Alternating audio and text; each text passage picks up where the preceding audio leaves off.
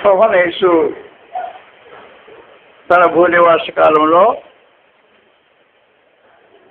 ఆయన రాజ్య సంబంధమైన సందేశాన్ని వినిపిస్తూ సందేశాన్ని అనేక ఉపమానాల రూపంలో తన శిష్యులైన వారికి బోధించారు. కాబట్టి గ్రంథంలో ప్రభువైన యేసు బోధించిన అనేక ఉపమానాలు ఉన్నాయి. మనం ఇంకా కొంతకాలము ప్రభువైన యేసు బోధించిన ఉపమానాలని చదువుతూ మన జీవితాన్ని పరిశీలన చేసుకుంటుంటాం. మొదటిది మత్తయి సువార్త 25వ అధ్యాయంలో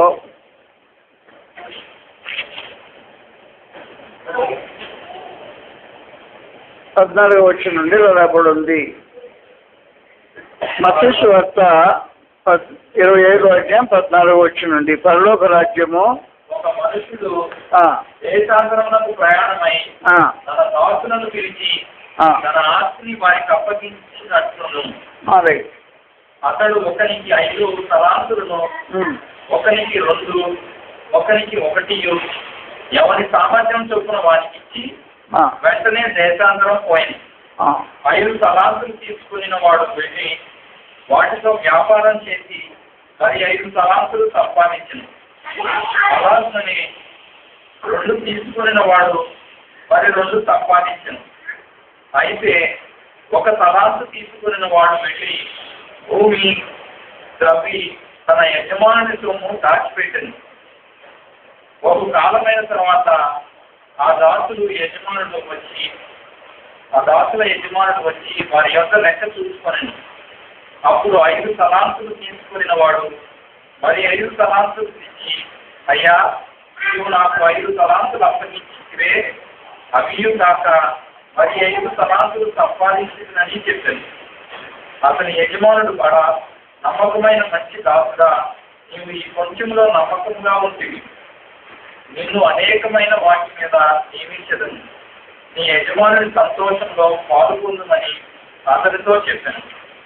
అలాగే 2 తలాంతులు తీసుకుని వాడు వచ్చి, అయ్యా నీవు నాకు 2 తలాంతులు అప్పగించివే, అవియు కాక మరి 2 తలాంతులు సంపాదించదని చెప్పాను. అతని యజమానుడు కూడా, నమ్మకమైన మంచి దాసుడా, నీవు ఈ కొంచెంలో నమ్మకంగా ఉంటుంది, నిన్ను అనేకమైన వాటి మీద నియమించదను, నీ యజమానుని సంతోషంలో పాల్గొనమని అతనితో చెప్పింది. తరువాత 1 తలాంతు తీసుకున్న వాడు వచ్చి, అయ్యా నీవు విత్తని చోట కోయివాడమును, చల్లని చోట పంట పులుచుకుని వాడమునైనా కఠినవాడను అని నేను ఎరుగుదును. కనుక నేను భయపడి వెళ్ళి తలాంతును భూమిలో దాచిపెట్టి, ఇదిగో నీది నీవు తీసుకోనమని చెప్పాను. అందుకు అతని యజమానుడు వారిని చూచి, సోమరివైన చెడ్డ దాసుడా, నేను విత్తని చోట కోసి వాడను, చల్లని చోట పంట కూర్చుకొని వాడనని నీవు ఎరుగుదువా? అట్లయితే నీవు నా సొమ్ము సహకారుల యొద్ద ఉంచవలసి ఉందని, నేను వచ్చి వడ్డీతో కూడా నా సొమ్ము తీసుకొని ఉందునే అని చెప్పి ఆ తలాంతును వాని యొద్ద నుండి తీసివేసి 10 తలాంతులు గల వానికి ఇవి, కలిగిన ప్రతి వానికి ఇవ్వబడును, అతనికి సమృద్ధిగా కలుగును. లేని వాని యొద్ద నుండి వానికి కలిగినది తీసివేయబడును. మరియు పనికి మారిన ఆ దాసుని వెలుపట్టి చీకటిలోనికి తోసివేయండి, అక్కడ ఏడుపును పండుగలు తీవు ఉండదని. ప్రభువైన యేసు తెలియజేసిన ఈ ఉపమానాన్ని మనం జాగ్రత్తగా ఆలోచించాల్సిన అవసరం ఉంది. దేవుని రాజ్యము, పరలోక రాజ్యము ఎలాగపోతుంది అంటే, ఒక యజమానుడు తన ఆస్తిని తన దాసులకు అప్పగించి ఎవరి సామర్థ్యం చొప్పున వారికి సామర్థ్యాన్ని మించి ప్రభువైన యేసు ఏ సంగతిని ఎవరి దగ్గర కోరడు. కొంతమంది చాలా ఫీల్ అయిపోతుంటారు, తన సామర్థ్యం లేదే, ఈ పని చేయడానికి నాకు సామర్థ్యం లేదని ఫీల్ అవ్వాల్సిన అవసరం ఉండదు. నీ సామర్థ్యం మేరకే ప్రభువైన యేసు నీ గురించి ఎదురు చూస్తుంటాడే కానీ సామర్థ్యానికి మించి నిన్ను చేయమని కోరలేదు. కాబట్టి సామర్థ్యానికి మించి ప్రభునేసి ఎవరి దగ్గర ఏమి కోరటం లేదు. పరలోక రాజ్యము క్రీస్తు సంఘం ఎలాగుంది అంటే, ఒక యజమానుడు తన ఆస్తిని తన దాసులకు అప్పగించిన దాన్ని పోలి ఉంది అన్నాడు. అప్పుడు దాసులకు అప్పగించినప్పుడు యజమానుడు ఎవరి సామర్థ్యమో ఏంటి, ఏ సామర్థ్యం కలిగిన వాడు, ఇతనికి దేంట్లో సామర్థ్యం ఉంది, ఉన్న సామర్థ్యాన్ని గుర్తించి ఆ సామర్థ్యం చొప్పున అప్పగించడం జరిగేసింది. సామర్థ్యం అనేది చాలా ప్రాముఖ్యమైన సమాచారం. సామర్థ్యము, నమ్మకత్వము అనేది దేవుని ప్రజలకు అవసరమైన కార్యక్రమం అయింది. 1 తిమోతి ఏమంటండి 2 తిమోతి 2వ అధ్యాయంలో 2 తిమోతి 2వ అధ్యాయం 2వ వచనం చదువుతాం. 2 తిమోతి 2వ అధ్యాయం 2వ వచనం. నీవు అనేక సాక్షులు ఎదుట నా వలన విన్న సంగతులను ఇతరులకు బోధించడానికి సామర్థ్యము కల నమ్మకమైన మనుషులకు అప్పగించుము. కాబట్టి వాస్తవానికి నీవు నా వలన విన్న సంగతులు, అపోస్తుల బోధ, నా వలన విన్న సంగతులు ఇతరులకు బోధించడానికి సామర్థ్యం ఎవరుకుంది, సామర్థ్యం కల నమ్మకమైన మనుషులకు అప్పగించము. సామర్థ్యం అనేది ఒకటి విశేషమైన సమాచారం. నీకు దేని విషయంలో సామర్థ్యం ఉందో నాకు తెలియదు. నీ సామర్థ్యాన్ని నీవు గుర్తించాల్సిన అవసరం ఉంది. నీ సామర్థ్యం మేరకు ప్రభువుని యేసు నీకు బాధ్యత అప్పగించాడు. సామర్థ్యానికి మించి చేయమని కోరలేదు. కాబట్టి మోయలేని కాడిని మెడ మీద పెట్టే పరిస్థితి ప్రభువుని యేసుది కాదు. ధర్మశాస్త్రం అయితే మోయలేని కాడిని మనుషు శిష్యులు మెడ మీద పెట్టి బాధించే కార్యక్రమం ఉంది.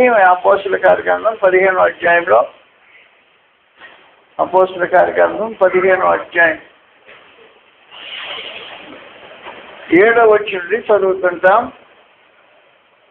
సహోదరులారా, ఆరంభమందు అన్యజనులు నా నోట సువార్త వాక్యం విని విశ్వసించినాగున మీలో నన్ను దేవుడు ఏర్పరచుకునేదని మీకు తెలియను.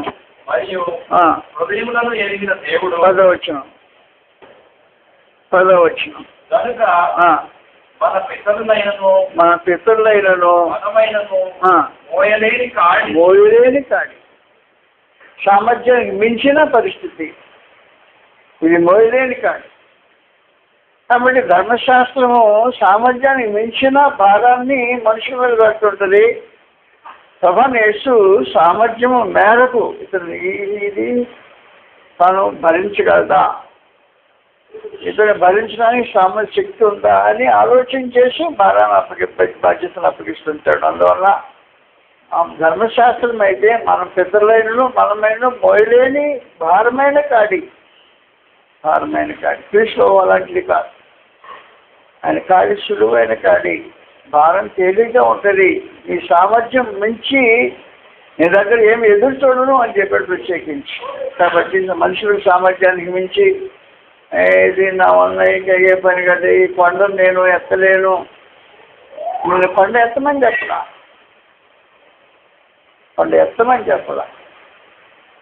కొండలు ఎక్కువ అన్నారు. కొండను ఎక్కమంటే వేరు, కొండను ఎత్తమంటే అంటే వేరు. కొండను ఎత్తమంటం అనేది సామర్థ్యానికి మించిన కార్యక్రమం. కొండ ఎక్కమంటం అనేది నీ సామర్థ్యానికి లోపల ఉండే కార్యక్రమం.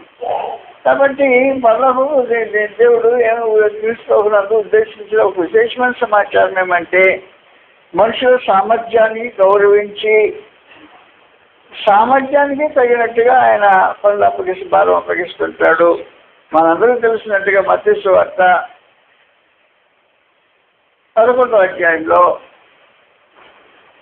26వ వచనం రాయబడింది. మత్తయి సువార్త 11వ అధ్యాయం 26వ వచనం. అవును తండ్రి, నీ దృష్టి అనుకూలమాయను. సరిగా 27. సమస్తమును నా తండ్రి చేత నాకు అప్పగింపబడి ఉన్నది. తండ్రి కాక ఎవడును కుమారుని ఎరుగడు. 20వ వచనంలో ప్రయాసపడి భారం మోసుకుంటున్న రండి, నేను మీకు విశ్రాంతి కలుగు చేస్తున్నాను. నేను సాత్వికుడను దీనమనస్కుడను కనుక మీ మీద నా కాడి ఎత్తుకొని కాడి ఎత్తుకొని నేర్చుకోండి. కాడి ఎత్తుకొని బాధ్యత తీసుకొని కాడి ఎత్తుకొని బాధ్యత రహితంగా బ్రతకటం కాదు. క్రీస్తు ప్రభువు తన ప్రజలైన వారిని బాధ్యతగా బ్రతకమని చెప్పాడు, కానీ బాధ్యత రహితంగా జీవించడం కాదు. కాడి ఎత్తుకో అన్నాడు.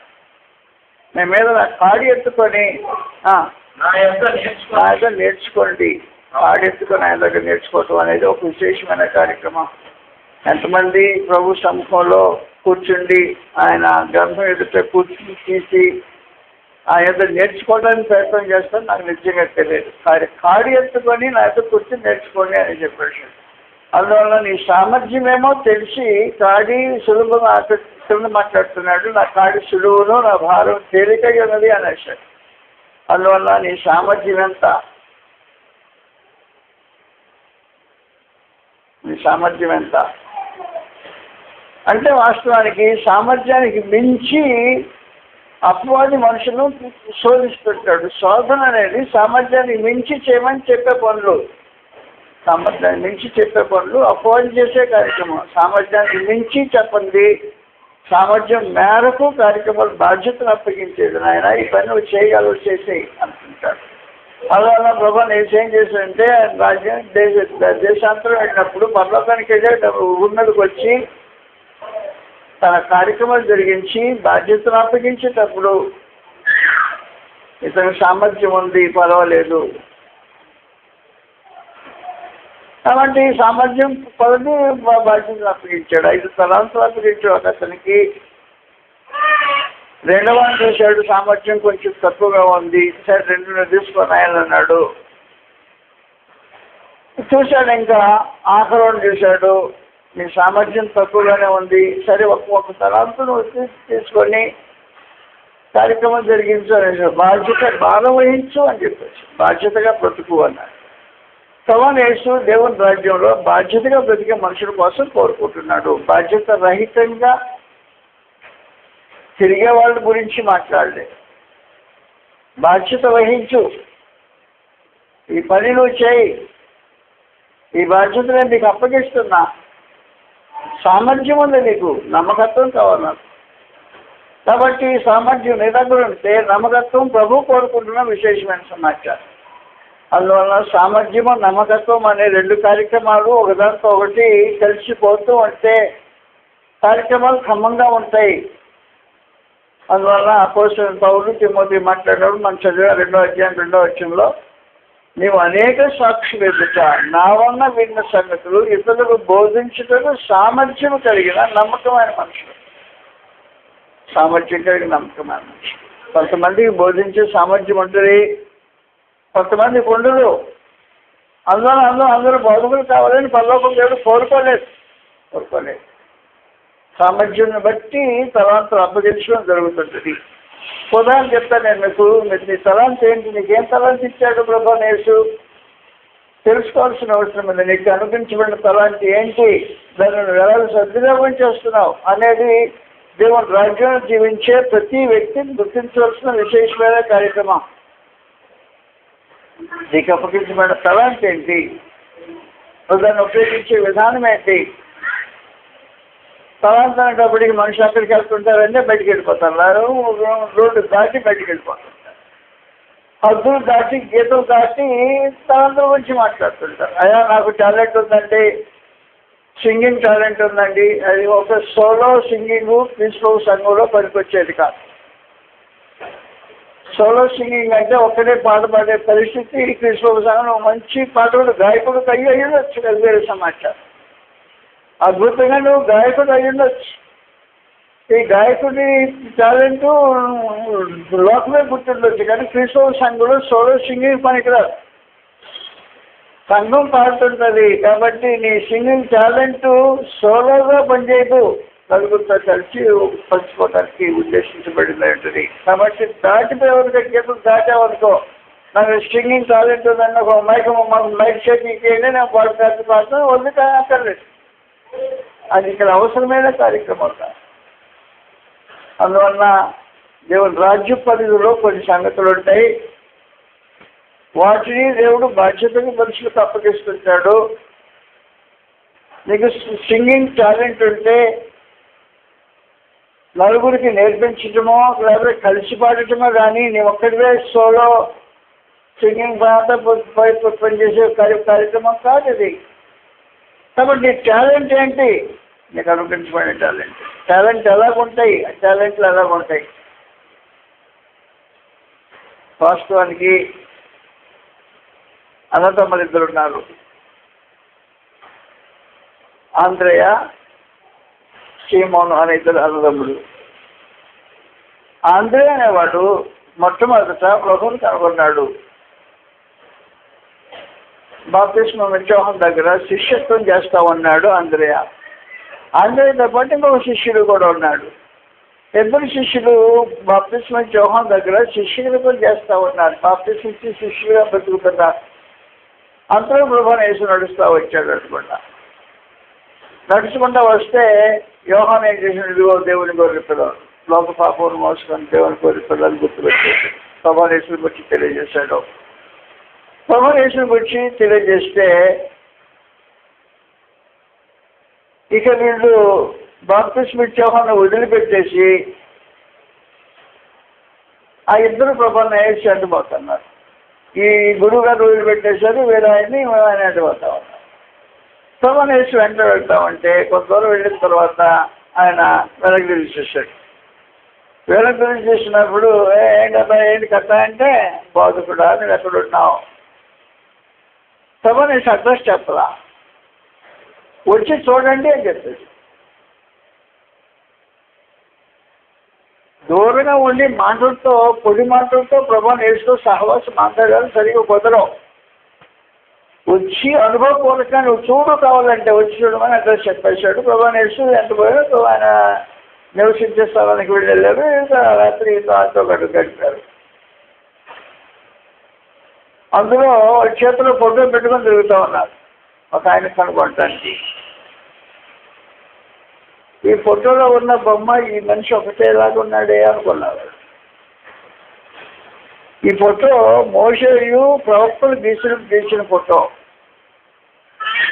ప్రవక్తలు మోషే ఎవరిని గురించి రాసిరో ఆ ఫోటో చేత పట్టుకొని తిరుగుతూ ఉంటే మనిషి కనబడ్డాడు. బాప్తిస్మ యోహాను కాదు ఈయన అసలు ఆయన అనుకుని గుర్తుపెట్టుకున్నాడు, ఆగిపోయాడు. ఆ రాత్రి అయిపోయిన తర్వాత నేరుగా వాళ్ళ ఇంటికి వెళ్ళిపోయారు.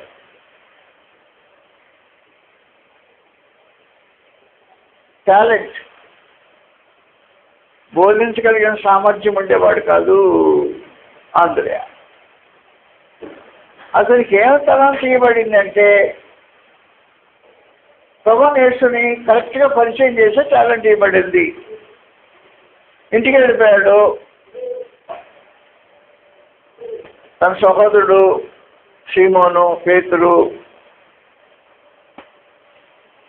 వాళ్ళు ఏమనిపించుకున్నాం నాకు నిజంగా తెలియదు. అన్నదమ్ముల్లో ఒకవేళ తమ్ముడా అరే మేము మనం ఫోటోలో పెట్టి చూస్తున్నామే, ఆ మనిషి కనపడ్డాడు మనకి అని చెప్పేసి సమాచారం. మోషేయు ప్రవక్తలు ఎవరి గురించి రాసిరో ఆయన కనుగొన్నాం అని నోట్తో చెప్పకుండా మనిషిని తీసుకొచ్చి పరిచయం చేయాలి. నీకు అనుగ్రహించబడ్డ టాలెంట్. ఒక మనిషిని క్రీస్తు ప్రభుతో పరిచయం చేయబడిన తలాంతు నీకు అనుగ్రహించాడు అనుకో, దాన్ని పూడ్చిపెట్టే వదుకో సోమరుగాని చెడ్డదాసుడు అయిపోతావు. కాబట్టి దానికి మంచి టాలెంట్, బోధించగలిగిన టాలెంట్ లేదు. సప్తమ్మని తీసుకొచ్చి ప్రభువుని యేసుకు పరిచయం చేసేసాడు. ఎప్పుడైతే పేతురు దగ్గరకు వచ్చేసాడో ప్రభువుని యేసు గుర్తు చూశాడు. ఇతను భవిష్యత్తు ఒకసారి జాతకం చెప్పినట్టు చెప్పేసాడు. నీ జాతకం నాకు చెప్పేసి ముందుగా అని చెప్పేసి అన్నాడు. నువ్వు సీమోను కుమారుడు, ఇప్పుడు నువ్వు పేతురు అనబడతావు, ఒకప్పుడు ఇప్పుడు మాత్రం చంచలుడు, ఒకప్పుడు నువ్వు రాయిగా గట్టి కొట్టుకుపోతావు అని ప్రభువైన యేసు తను వచ్చి జ్ఞాపకం చెప్పేశాడు. కాబట్టి అందరూ ఏం చేయగలడు అంటే గొప్ప ప్రసంగం చేయలేడు. పెద్దకొస్తు రోజున మాట్లాడి 3,000 మందిని మార్చగలిగిన సామర్థ్యము ఆంధ్రే దగ్గర లేదు. ఆంధ్రే దగ్గర ఉన్న టాలెంట్ ఓ బోధకుడిని కృష్ణ దగ్గర తీసుకొచ్చి పరిచయం చేయగలిగిన, నీకు ఒకవేళ దొరికితే పూడ్చిపెడుతున్నావేమో గుర్తుపెట్టుకోవాల్సిన అవసరం ఉంది. నీకు 5 తలాంతులు ఇచ్చిన తర్వాత 5 తలాంతుల వాడు మళ్ళీ తిరిగి 5 తలాంతులు సంపాదించడం అనే దాని విధానంలో దేవుని రాజ్యంలో మనుషులు పనిచేయాల్సిన అవసరం ఉందే కానీ కలిగిన దాన్ని పూడ్చిపెట్టే పరిస్థితి దేవుడు అంగీకరించేది కాదు.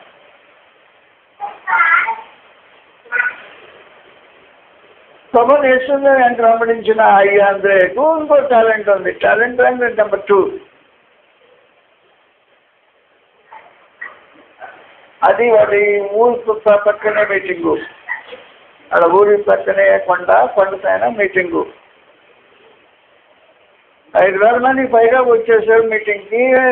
3 రోజులు అయిపోయింది, వెళ్ళిపోబోతున్నారు. ప్రభువుని యేసు వాడికి భోజనం పెట్టాలని ఆలోచించారు. అని చెప్పేసాడు, అయ్యా రాత్రులు ఇక్కడ ఉండడానికి వీలుండదు, పక్కన గ్రామాలు పంపించేయండి మనుషుల్ని. పక్కన గ్రామాలు పంపిస్తే వాడు ఏదో తినడానికి కొనుక్కోవడానికి అవకాశం ఉంటుంది అని చెప్పేసేస్తే ప్రభువుని యేసు మీరే భోజనం పెట్టండి అన్నాడు.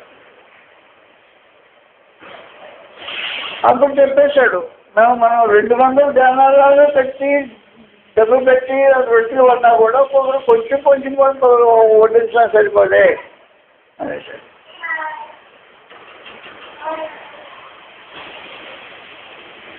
ఆంధ్రేకు ఉండే మరో టాలెంట్,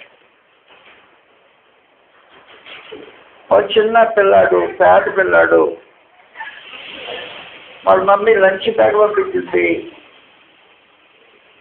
ఈ లంచ్ బ్యాగ్లో పేదవాళ్ళని చెప్పడానికి 5 ఎవల రొట్టెలు ఉన్నాయి. గోధుమ రొట్టెలు, ధనవంతులు తినే రొట్టెలు గోధుమ రొట్టెలు. ఎవరి రొట్టెలు ఉన్నాయంటే పేద పిల్లోడు అన్నమాట. దాంతోపాటు నంచుకోవడానికి వాళ్ళ అమ్మ 2 చిన్న చేపలు పెట్టి దాన్ని లంచ్ బ్యాగ్ పంపించేసింది. ఆంధ్ర ఏం చేశాడంటే ప్రభువుని యేసు దగ్గరికి పేతుని ఎలా పరిచయం చేశాడో ఈ చిన్న కొన్నాడు దగ్గరికి వెళ్ళిపోయి అతని లంచ్ బ్యాగ్ క్రీస్తువుకు సమర్పించేటట్టుగా అతను ఒప్పించి కన్విన్స్ చేసి ఒక అద్భుతం జరిగించడానికి మూలకారకుడు అయిపోయాడు. టాలెంట్, నీకేం టాలెంట్ ఉందో నీకు తెలియాల్సిన అవసరం ఉంది. కాబట్టి నువ్వు చేతులు కట్టుకుని కూర్చోటం, నోరు మూసుకొని ఉంటుంది కాదు జరిగించాల్సిన దేవుని రాజ్యంలో నీకున్న టాలెంట్ ఎలా ప్రయోజనం అవుతుంది, దానివల్ల దేవుని రాజ్యం ఎలా వ్యాపిస్తుంది, కృష్ణుడు ఎలా మహింపరచబడతాడు, ప్రజలకు ఎలా క్షమాభిక్ష కలుగుతుంది అనే పరిస్థితుల్లో నువ్వు దాన్ని ఉపయోగించాల్సిన అవసరం ఉంది టాలెంట్. అందువల్ల దేశాంతరం వెళ్ళిన యజమానుడు రాజుగారు తన దాసులైన వారికి ఆయా టాలెంట్లు ఇచ్చేసి నీకు ఎలాంటి టాలెంట్స్ అని వెంటాడు, నాకు సింగింగ్ టాలెంట్ కాదు ఇప్పుడే మాట్లాడుతుంది, లేకపోతే నాకు ఇంకేదో గొప్ప టాలెంట్ కాదని మాట్లాడుతుంది. దేవుని రాజ్యంలో ఉపయోగించబడే తలాంతులు, దేవుని రాజ్యంలో ఉపయోగించబడే తలాంతులు. చిన్న బిడ్డ లంచ్ బ్యాగ్,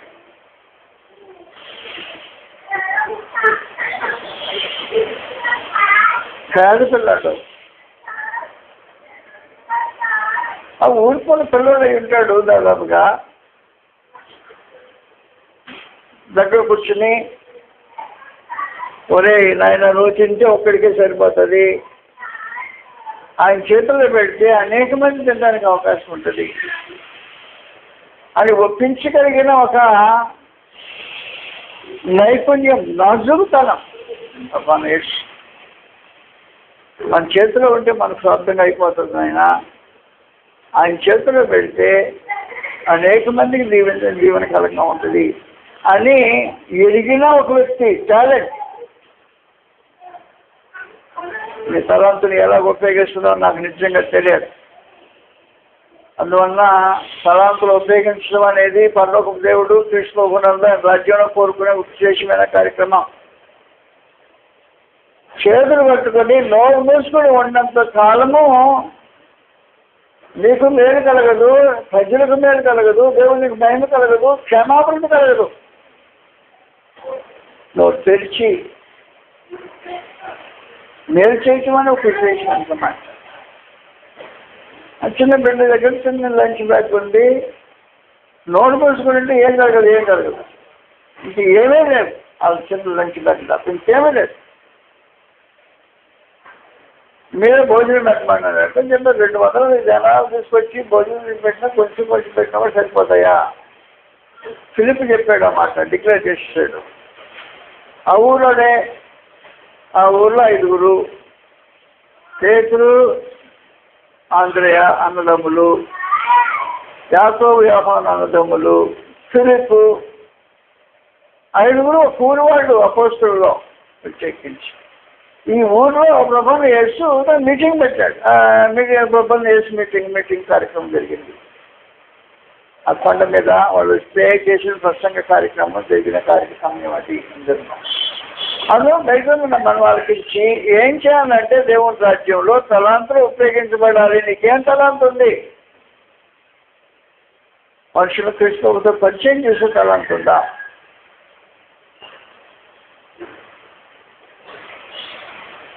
లేదు. ఎవరి దగ్గర ఉన్న సంగతి ప్రభువుని యేసుకు సమర్పించేటట్టుగా ఒప్పించే తలాంతుందా? కొంచెం దేవుని రాజ్యానికి గంట కలుగుతుంది. క్రీస్తు ప్రభు మహింపరచబడుతుంటాడు, ప్రజలు పోషించబడుతుంటారు. 12 చిన్న లంచ్ బ్యాగ్ 12 గంటలు కంపలు చేశారంట. 2 చేపల్లో నుంచి విస్తారమైన కార్యక్రమం. అందువల్ల నీకేమీ టాలెంట్ ఉందో నువ్వు ఆలోచన చేయడం చాలా ప్రాముఖ్యం. మూసిపెట్టావనుకో అయిపోయావన్నమాట. దేవుని రాజ్యంలో మూసిపెట్టేవాడు పని ఇక్కడ.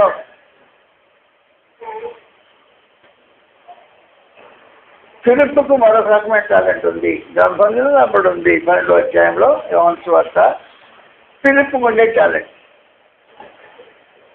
అన్యజనులు వచ్చారు దగ్గరికి. ఫిలిప్ దగ్గరకు వచ్చినప్పుడు జరిగిన విశేషమైన కార్యక్రమం. తాను స్వయంగా ఏం చేయలేడు, తోడు సహకారం, సహోదరుని యొక్క సహకారంతో ఒక గొప్ప కార్యక్రమం చేయగలిగిన మనసు కలిగిన వాడు ఫిలిప్పు.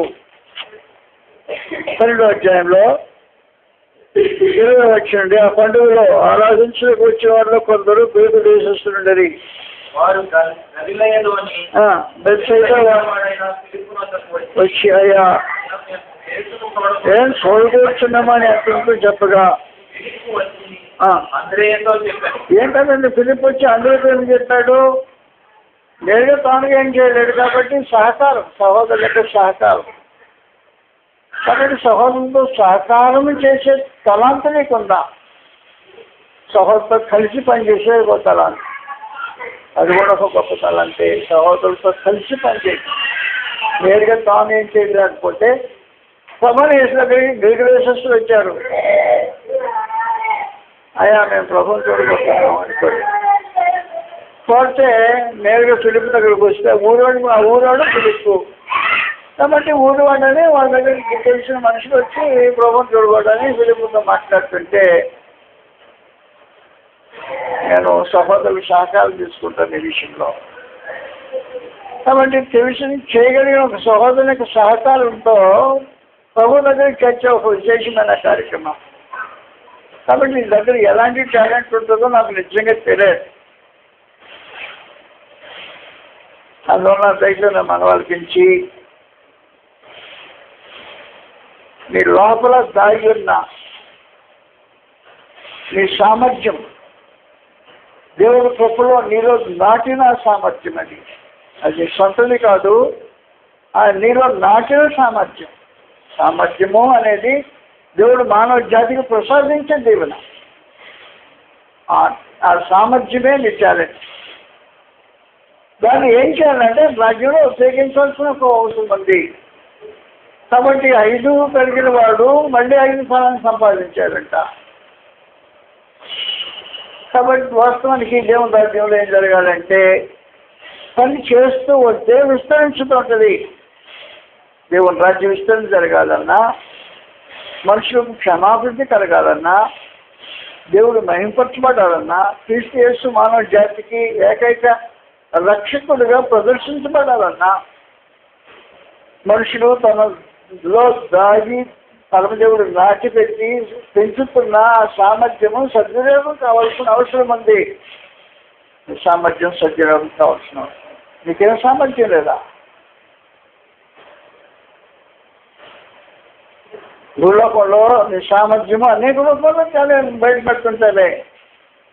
ఈ రూపం కాకపోతే ఇంకో రూపం, ఈ రూపం కాకపోతే ఇంకో రూపం, నీ సామర్థ్యం అంతా ఉపయోగిస్తుంటాడు. భూలోకంలో చలామణి కావటానికి, భూలోకంలో గుర్తింపు తెచ్చుకోవటానికి, భూలోకంలో ఒక రకమైన పేరు ప్రఖ్యాతులు సంపాదించడానికి, ఆస్తిపాస్తులు గడించడానికి తలాంతు టాలెంట్స్ ఎలాగో ఉపయోగిస్తారు మనిషి.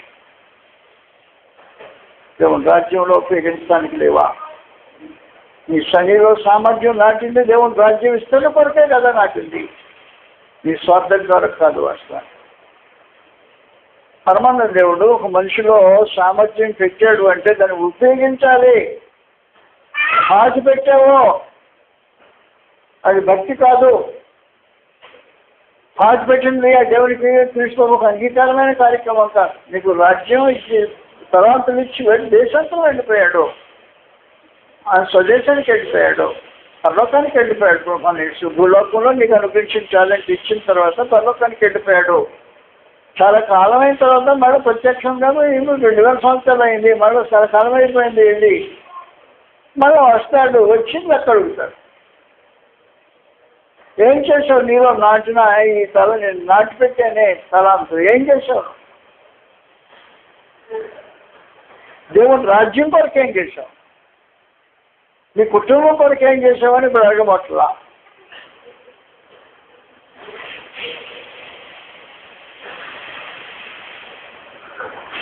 నీ సంపాదన కొరకు ఏం చేసావని అడగబట్టలేదు. లేకపోతే నీ ఉన్నత స్థాయిని పెంచుకోవడానికి ఏం చేసావు?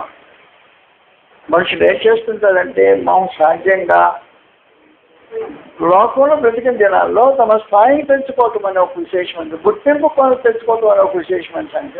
అందుకన్నా బలపడాలని రకరకాల ఆలోచనతో మనుషులు సామర్థ్యాన్ని ఉపయోగిస్తుంటారు. దేవుని రాజ్యం కొరకు నీ సామర్థ్యం అలా ఉపయోగించారు. అది ఇప్పుడు ఆయన అడిగింది. సామర్థ్యము మించి దేవుడు మనుషుల్ని అడగవట్లేదు. నీ సామర్థ్యం ఎంత?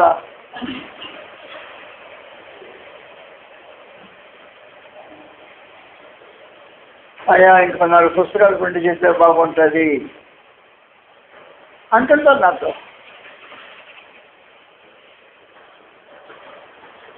సామర్థ్యం లేదు. ప్రింటింగ్ లక్షలతో ఇన్వెస్ట్మెంట్తో సంబంధించిన కార్యక్రమం, సామర్థ్యం లేదు. సామర్థ్యాన్ని మించి నా దేవుడు అందరికీ అడగమంటుంది.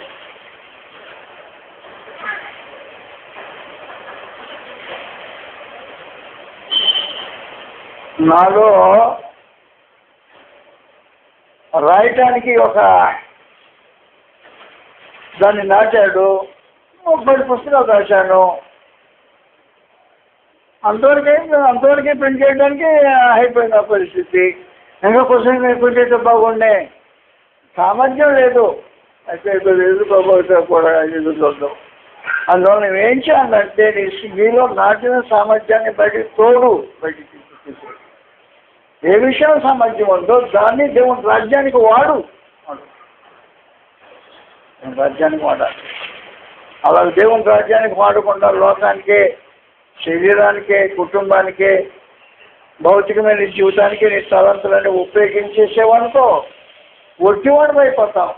దేవుని రాజ్యంలో తలంతులు కూర్చివేసిన దౌర్భాగ్యం అయిపోతుంటాం. దానికి ఏం లేదు శిక్ష. వెలుపడి తోసేయబట్టమే పని. నాతో సహవాసం లేదు, వేడి తోసేయండి. అగ్ని అగ్ని అర్థం పురుగు సాగుదని నేను మాట్లాడుతుంటాడు. అందువల్ల రైతున్న మన వాళ్ళకి ఎంచండి. తలాంతు ఉపయోగించకపోతే నీకేం తలాంతు ఉందో నీకు తెలియాల్సిన అవసరం.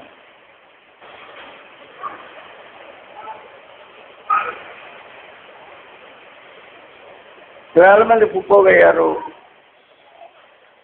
జనం కిటికీలు ఆడుతున్నారు. మేడగదిలో నిలబడ్డారు 12 మంది. వాక్శక్తి ఒక అతనికి అనుగ్రహించబడింది. అందరే పరిచయం చేసిన పేతురుకు అనుగ్రహించబడింది. ఆ వాక్శక్తి ఉపయోగించి తను మాట్లాడితే 3,000 మంది ఒక రోజున క్రిస్టియన్స్లోకి రాగలిగారు. ఆ టాలెంట్ తమ పరిచయం చేసేవాడికి లేదు. కానీ ఈ రిజల్ట్కు కారకుడైన వాడు పరిచయం చేసింది.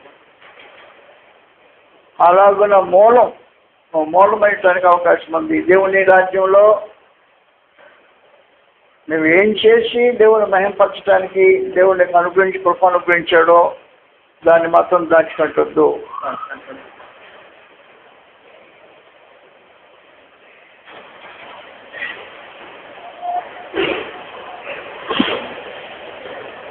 గ్రంథం చేపట్టాను మీకు. యోహాను సువార్త 1వ అధ్యాయంలో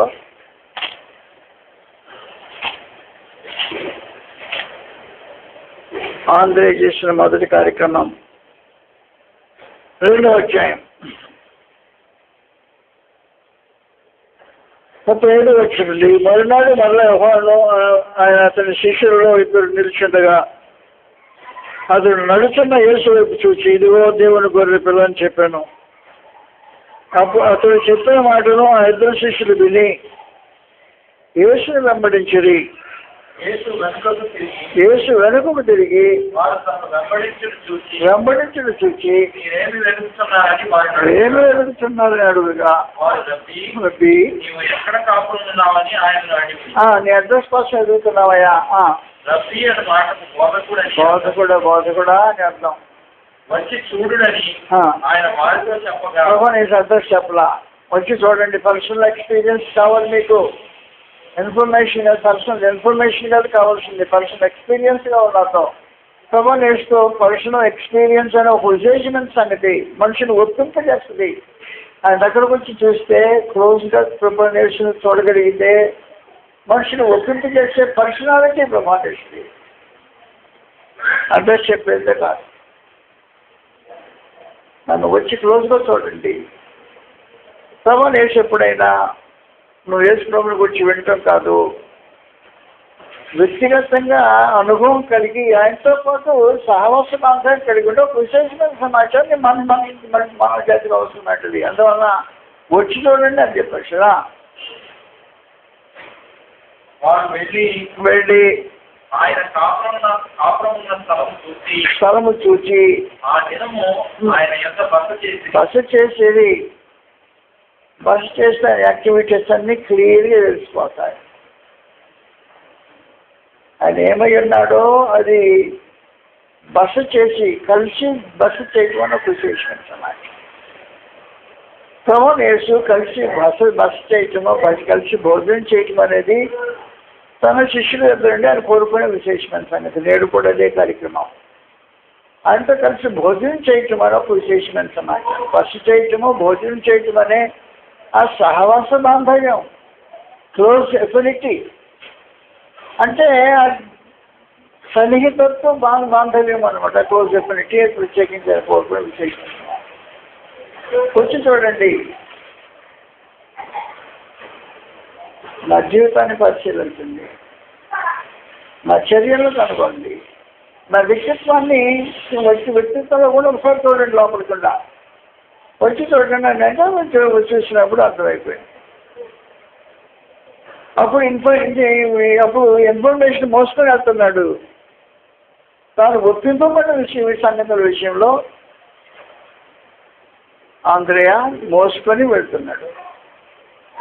చదువుతానన్నా. ఆ తర్వాత ఇంటికి నాకేం జరిగిందో. యోహాను మాట విని ఆయనను వెంబడించిన ఇద్దరిలో ఒకడు సీమోను పేతురు యొక్క సహోదరుడైన ఆంద్రేయ. ఇతడు మొదటి తన సహోదరుడైన సీమోనును చూసి, మొట్టమొదటి సహోదరుడైన సీమోను చూసి మేము మెస్సీయను కనుగొని అతనితో చెప్పాను. యేసునంతకు అతన్ని తోడుకొని వచ్చాను. మెస్సియా అను మాటకు మాటకు అభిషిక్తుడని అర్థం. యేసు అతని వైపు చూసి, నీవు యోహాను కుమారుడు అయిన సీమోను, పేరు చెప్పేసి అప్పుడే అడ్రస్ తో కూడా చెప్పారు. సీమోను, నీవు కేఫా అనబడదు అని. నీ భవిష్యత్తు ఏంటి నీకు జాతకం ఇది? కేఫా అనబడదు. కేఫా అను మాటకు ఇప్పుడు ప్రస్తుతం అస్థిరుడు, ఒకప్పుడు రాయిగా స్థిరంగా ఉండిపోతావు అనే సమాచారం భగవాన్ యేసు తన భవిష్యత్తు గురించి తెలియజేసేసాడు. అందువలన భగవాన్ యేసు దగ్గరకు వచ్చి క్లోజ్గా ఆయన సంధించితే భగవాన్ యేసు ఏమై ఉన్నాడు అనే సంగతి మనుషులకు అర్థమవుతుంది. ఇన్ఫర్మేషన్ ఎవరికైనా ఇస్తే తీసుకొని వెళ్ళిపోతుంటారు. సంధించి సమాచారం తెలుసుకొని గమనించి గుర్తించితే నేను మెస్సియా అనే ఒక విశేషమైన సమాచారం తెలియజేశారు. రెండో విశేషమైన సమాచారము ఆ చిన్నపిల్లాడి చెప్పాను కదా, టిఫిన్ బాక్స్ సంగతి 6వ అధ్యాయంలో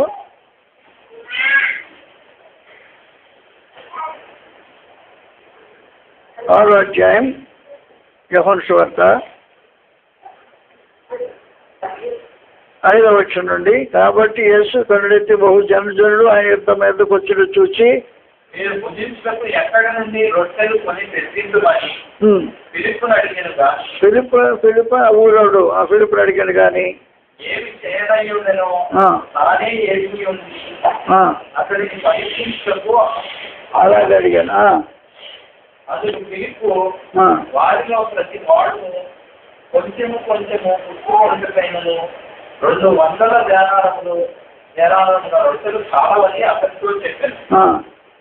ఆయన శిష్యులలో ఒకడు, అనగా సీమోను పేతురు సహోదరుడైన అంద్రేయ, ఇక్కడ ఉన్న యొక్క చిన్నవాడి యొక్క 5 యవల రొట్టెలు. అది ఎవరి రొట్టెలు అంటే పేదవాడు అన్నమాట. ఎవరి రొట్టెలు?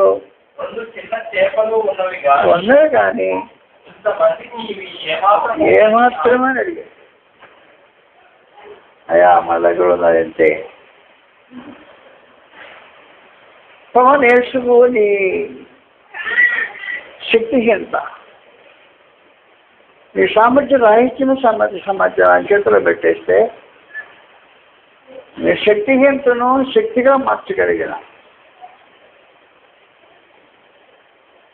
నీ తక్కువతనాన్ని పెంచగలిగిన సామర్థ్యం భగవాన్ యేసులో. అయ్యా 5 రొట్టెలు 2 చేపలు ఈ పిల్లల దగ్గర ఎవరికి ఏం చేస్తాం?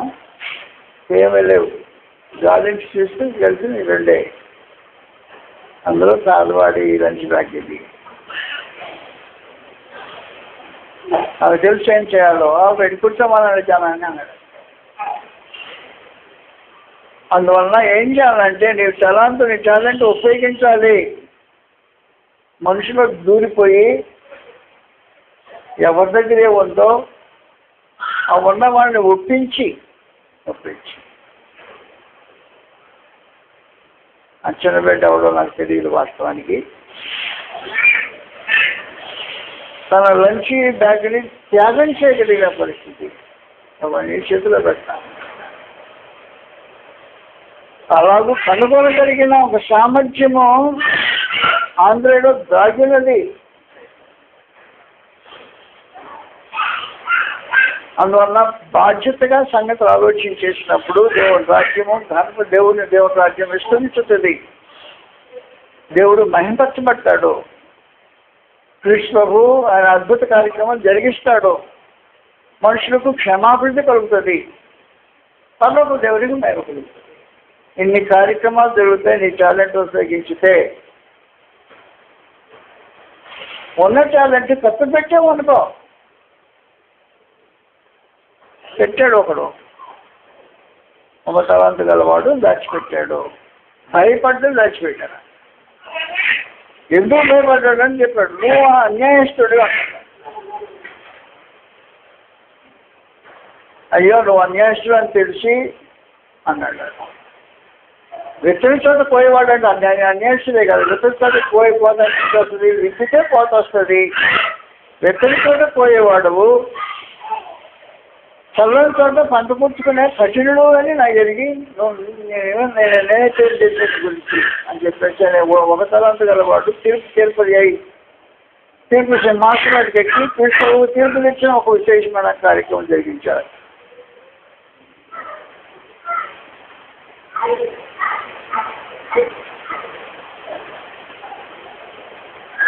అప్పుడు చెప్పాడు, చెడ్డదాసుడా, నేను విత్తన చోట పంట కోసేవాడినా, మరి నీకు అలా కనపడ్డానా? మానవ జాతి కొరకు ప్రాణం దానంగా బలిగా ఇవ్వడానికి అవతరించి వచ్చిన నన్ను ఇలా మాట్లాడు. విత్తన చోట పోయేవాడు చల్లని చోట పంట కూర్చు కఠినవన్నీ ఎదిగి అయ్యో అన్ని తరాలు నాకు ఎందుకు వచ్చేవాడు దాచిపెట్టి పెట్టాను చూస్తాం, రాజ్యంలో ఉపయోగించరా. కాబట్టి తలాంతు వాడని ప్రతివాడు సామరి అని చెడ్డదాసుడు. దేవుని రాజ్యానికి నీ కాంట్రిబ్యూషన్ ఏంటి అని అడిగాడు. కాంట్రిబ్యూషన్ ఏంటి? డబ్బుల గురించి మాట్లాడట్లేదు. నువ్వు దానికి సమర్పించే కార్యక్రమం, దాని అభివృద్ధికి నువ్వు చేసే పని ఏంటి? వాడు ఒక తలాంతు గలవాడు తన కాంట్రిబ్యూషన్ ఏమి లేదు, నా కాంట్రిబ్యూషన్ ఏం లేదయా, కొన్నది ఇచ్చిన దానికి అక్కడ పెట్టాను, తీసుకొచ్చి అప్పగించాను, తీసుకో. సోమరు అని చెడ్డదాసు. నీ యజమాని సంతోషంలో పాలు పొందటానికి అవకాశం లేదు. కాబట్టి యజమాని యొక్క సంతోషంలో పాలు పొందుతూ అనే ఒక విశేషమైన ప్రక్రియ ఉంటుంది. యజమాని సంతోషంలో పాలు పొందడానికి మీ కాంట్రిబ్యూషన్ ఏంటి? దేవుని రాజ్యానికి, దాని వ్యాపకానికి, దాని వృద్ధికి, దాని విస్తరణకు, ఆయన నీతి ప్రబలడానికి విశేష కార్యక్రమం. దేవుని రాజ్యం ఆయన నీతిని మొదలు వెతకండి. ప్రభుత్వం బహుశా చెప్పిన విశేషమైన సమాచారం. దేవుని రాజ్య సంబంధంగా కార్యక్రమం చేశావు. ఎవరితో మాట్లాడావు? దేవుని రాజ్యం గురించి ఎవరితోనే మాట్లాడావా? దేవుని కృపను గురించి ఎవరితో తెలియజేసావా? క్రీస్తుని సంధించేదానికి ఎవరితోనైనా సంభాషించావా?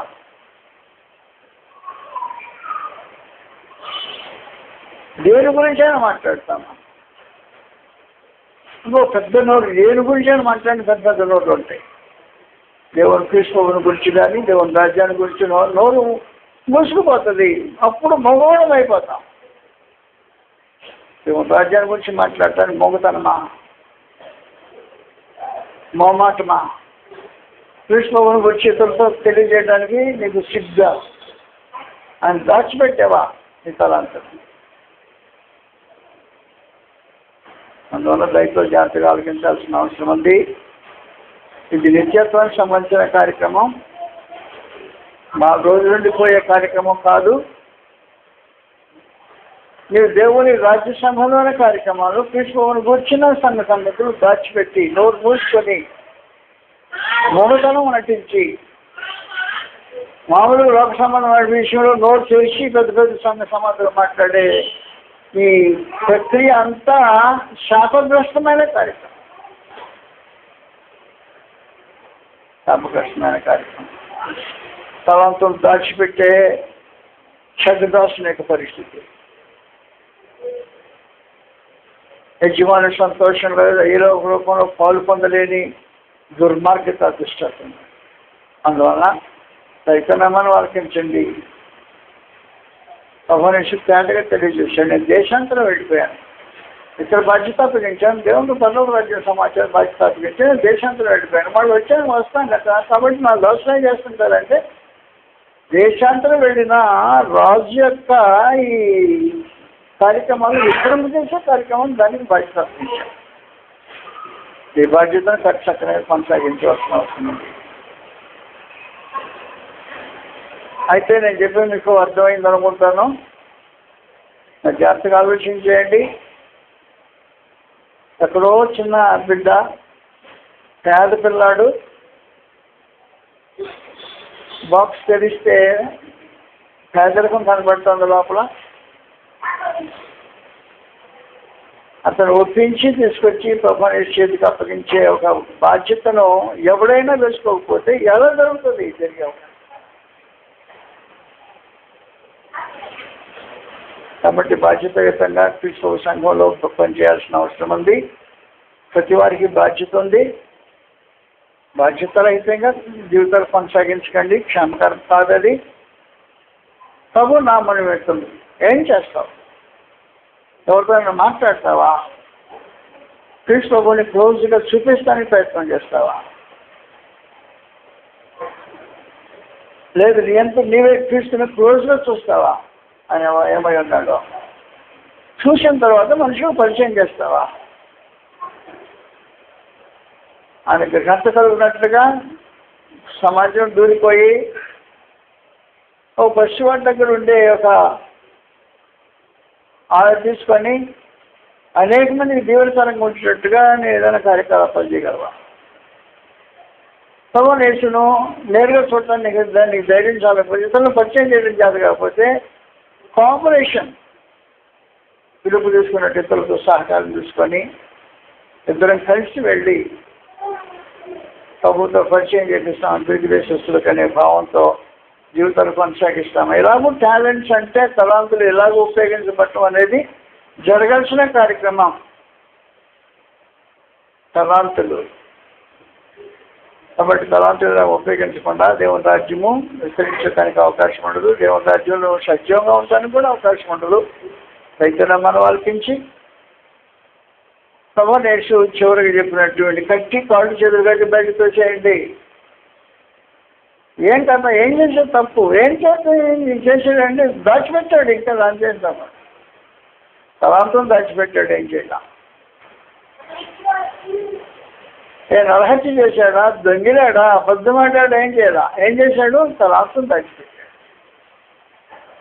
తలాంతం దాచిపెట్టడం నరకపాత్రమైన పాపము అనేది గ్రంథం తెలియజేసి విశేషమైన సమాచారం. నువ్వు నీతివంతులు కావచ్చు, పరిశుద్ధంగా జీవితం జీవించవచ్చు, తప్పు లేకుండా బ్రతకవచ్చు, ఆదర్శమైన వ్యక్తిగా నువ్వు సమాజంలో కనిపించవచ్చు. కానీ తలాంతం దాచిపెట్టావే. ఈ తలాంతం దాచిపెట్టిందే నరకానికి నరకపాత్రమైన పాపం. అందువల్ల దైత్యం జాతి ఈ సమాచారం ఆలోచించాల్సిన అవసరం ఉంది. నేనేం తప్పు చేశాను? ఏం తప్పు చేయాలా? దాచిపెట్టిన తప్పు చేశావు. దాచిపెట్టిన తప్పు, అది తప్పు, నేరము, నరకపాత్రమైన పాపం. నువ్వు దొంగలేదు, విచారించలేదు, నరహత్య చేయలేదు, ఇంకేమైంది? ఏదైతే అక్రమమైన కార్యక్రమం చేయాల. లోకంలో జరిగే అక్రమ కార్యక్రమాలు ఏం చేయకపోయినా దేవుని రాజ్య సంబంధమైన తలాంతులు పూడ్చిపెట్టిన కారణమే నరకపాత్రమైన పాపము అని తెలియజేసిన కారణాలు మనం జాగ్రత్తగా ఆలోచించాల్సిన అవసరం ఉందని ప్రభువు యేసుక్రీస్తు వారి మనం చేసిన